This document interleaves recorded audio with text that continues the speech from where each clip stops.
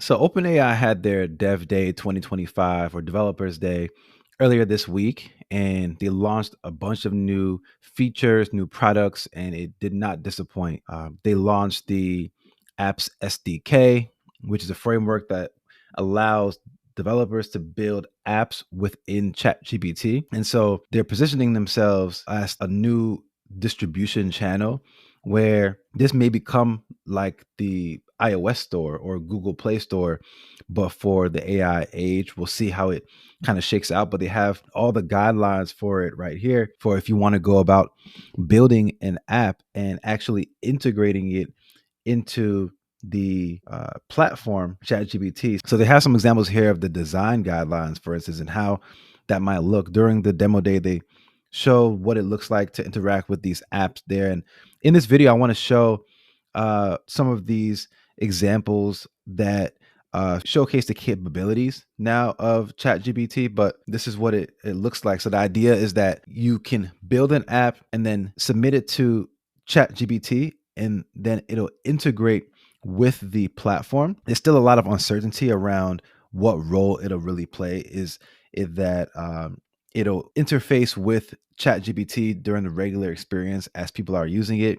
Will the AI know to bring up certain apps based off of your behavior? Will so like whether you're calling for the apps or whether it just kind of pops up because of settings that you've created or because of how well the AI has gotten to know you over time, that's still to be determined. And it sounds like OpenAI is going to kind of allow developers just to see how they sort of go about things and what they build and how in what way they build, and then evolve the product based off of how builders decide to create their apps within the platform. But it's super cool kind of addition, this apps SDK, the ability to build apps into ChatGPT and creating distribution for them. Something else that they've done is release the Sora API. So you now have Sora 2 Pro and Sora 2, the non-pro version release. So Sora 2 is 30 cents for this size right here. It's portrait size and landscape size, and then 50 cents for this larger size per second. That's for Sora 2 Pro. For Sora 2 regular, is 10 cents a second. And this will allow you to put Sora into your own product. So if you build an app, you can integrate this hyper realistic video, text to video into your applications. Maybe you mix it with images. Maybe it's just a straight video.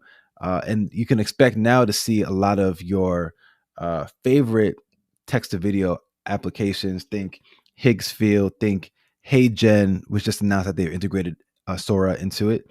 And so we're about to enter a whole new realm of really not knowing what's going on. Like, we're not going to be able to tell what's real and what's not real in the direction the world is moving in, especially with something like Sora and what I imagine will come after it from competitors. And then the third big release was the agent builder. So this right here is the agent builder. You find it by simply going to openai.com, and on the left side you'll see the agent builder. So this is that N8N make.com like workflow builder. If you've used even platforms like Chatbase or BotPress. So it's a drag and drop kind of scenario. It does take some technical ability as far as how you're able to set it up and some of the nomenclature.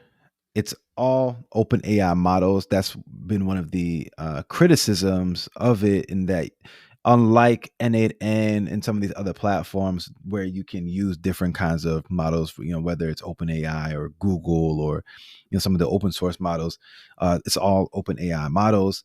But what's cool about this is that, number one, you can put guardrails on it. So when you think about some of the challenges around security or privacy with these agents, that's an ability that you can incorporate. You can put guardrails on it. There's also an ability to evaluate the agent, how well the agent operates and what its performance is. And then you're also able to use this chat kit, where that'll allow you to, let's say you build an agent and then you want to put it onto your website or you want to integrate it into your app. You can do that using the chat kit. So if I click on preview here, you can actually see like a preview of the workflow that got created. So this was one of the sample ones here. So I could even put here like, what does this workflow do? And then it'll go and it'll give you back a response. And so it's showing the reasoning, and then it'll, actually give you a response. So this is similar to, honestly, other products that exist on the market. But I think OpenAI, what's been really great is that their user experience is solid, right? Like the it's a very soft feel. It feels good using their products. It is Apple-esque. The workflow builder does seem a little bit overly technical compared to other solutions on the market. But having this here is something that is definitely an exceptional ad, and you can expect that people are going to really use this extensively, especially if it works well. And so I think that's kind of like what we have to see next. Like, how well does this workflow builder really work? How practical are the cases that you build, and just really effectiveness is going to be that next step. And if you're already deep in the ChatGPT OpenAI ecosystem, this kind of makes that experience a little bit more seamless. And so I just kind of wanted to go over some of the releases and what that looks like. So again, this is the agent builder right here. You can do the if else statements, and you can create these agents. I think what this also does is, people oftentimes asking, what are agents? What are AI agents? And people have defined it in different ways. A lot of people would even say that this isn't an agent, right? That this is more so a workflow, or maybe it's an agentic workflow, but isn't necessarily an AI agent. Because typically, when you think about an AI agent, you're typically looking at something that you give it a task, right? You have a goal that you want to accomplish, and you prompt for that goal to get accomplished, and then it goes off and does a list of different tasks to accomplish that goal, and then it comes back and it says that it's done. I believe that's how that was probably the consensus around what a real AI agent is. But there are different kinds of scenarios where people use the term agent or AI agent, and I wouldn't say it gets conflated, but it means a lot of different things right now. And so the fact that they launched this agent builder, and so they're categorically saying that workflows can be considered agents, and maybe the fact that it's connected to the MCP, this model context protocol, is something that can help qualify it as an agent. But I really what agents are shaping up to be is an evolution of your more traditional automation workflows, and these AI powered workflows, and ultimately, I imagine it'll turn into something that you can just give it a goal and it can go ahead and complete it. All right. So now the other thing I wanted to show. So we spoke about the chat apps SDK. Now, within ChatGPT, so if I were to pull up ChatGPT right here, you can now pull up the app partners that they are currently working with. So that's booking.com, that's Canva, that's Coursera, that's Expedia, and that's Figma. And so I did a couple of examples here. So one example I have right here of where I asked it if it can design an interface for a knowledge management system where people can upload information about their position and can query an AI chat to provide them with information they need contextualized to their business. I meant to say upload information about their position. I should have said business, but what I wanted to do was see, okay, how does it work when it uses the Figma app here, and does it give you a design? Are you able to then take that and turn it into an interface? And the knowledge management system is actually something I'm working on. So I typed that in. I pulled up the Figma app here, and then it kind of broke it down here and gave me all this information: AI chat interface, flow, admin knowledge, tech stack suggestions, and then it said, "Okay, do you want me to go sketch a wireframe mockup?" I said yes. I said use Figma because I saw that. I believe you had to actually specify to use the app for it to pull up. So I said use Figma, and then it created this workflow chart right here. And if I expand it, you can see like it created this workflow chart right, and then it did it as a Fig Jam, which is a design feature within Figma for like mock-ups and wireframes and things of that nature. And then it went ahead and basically elaborated on it and turned it into even something more comprehensive. And then it asked if it wants me to turn it into a hi-fi dashboard mockup. And so I said yes, hi-fi dashboard mockup versus keeping it as these like wireframes. So it provided all sort of like the information for it, and then it exported it as a design spec. So if I click on here, you can download a file. One is a markdown file, and then the other is like the actual coding file, a project, like actually like a design coding project. And I was then able to take this, put it into a cursor project, and then run it locally on my computer because it already had something completed. And so then when I pull that up, that's this right here.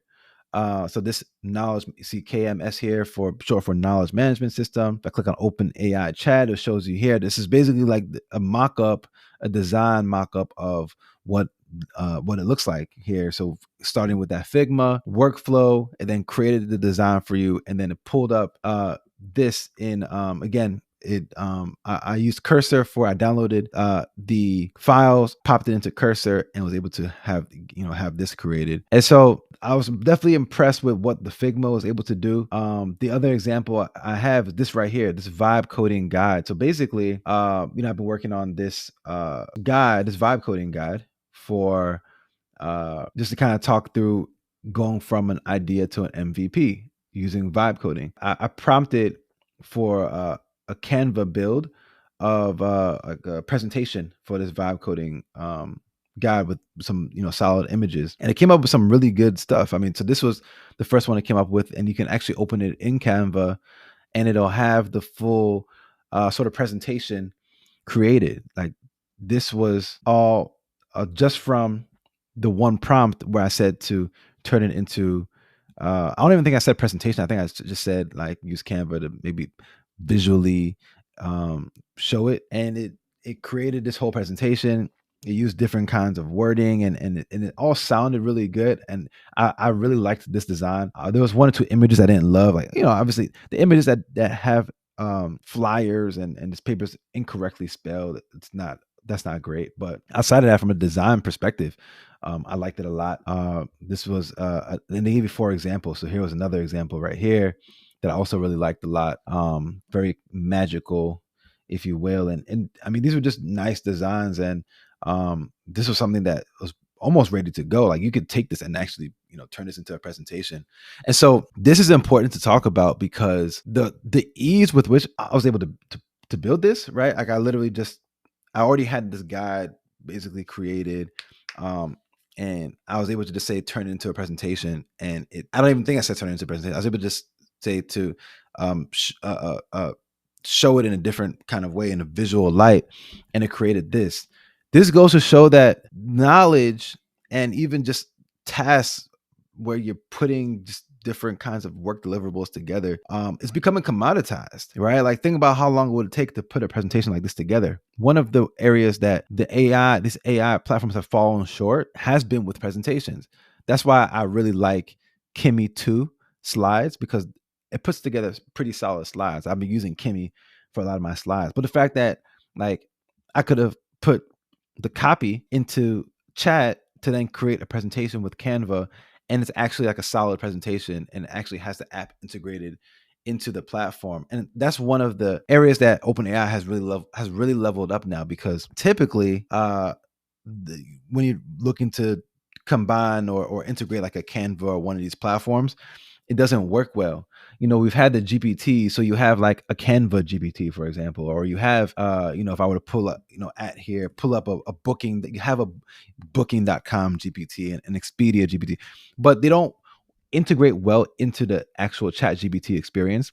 But now the models are getting stronger, right? You got GPT-5 now, you've got the computer agent, computer use, agent mode, deep research. Like you've got so much tech power now, right? And the compute power to really just do some really exceptional kind of work where you're commanding the AI, like you're telling it what you wanted to accomplish, and it's doing it for you. And the rate of change is so rapid. I just put a presentation together a few days ago that likely I could have really streamlined on another level using something like this. So there's another launch as well, and that was a little bit more ethereal, which was Codex. The Codex 5.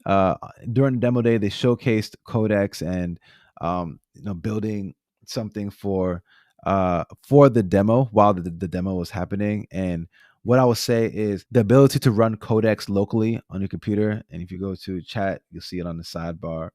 Um, Codex right here. The ability to run Codex locally, the ability to run it in the cloud, the ability to connect to. It looks like it now has a plan mode, which I didn't even see before. And it's ethereal. It's like it can browse the web. It can it's I feel like Codex in a true sense is a coding agent, and it's becoming more and more powerful. You can do code review, you can open it up within Cursor. And so the tools that you have access to with something like a Codex, you don't even need to necessarily know what the actual code is saying for real. Like you can pull it up in Cursor, or you can pull it up right here and literally start prompting right now. And you can have it teach you as you go along, like why did it create this file or that file, or what does this mode mean, what does this dependency account for. The world is at your disposal, and this launch was definitely very impressive. And recently, in the last couple of weeks, we've been seeing a lot of this very impressive launches. We're expecting Gemini 3.0 to drop any day now, sometime this month, most likely. And yeah, this is I just wanted to go over the releases from the dev day to kind of go more in depth into them. I'm going to be exploring all these things, as time goes on, especially the agent builder, Sora 2 API. There's so much. So this is really the time to sort of seize the moment, go in and really like spend some time with this tool and these other tools that are available to you. That's all I got for you. See you next time.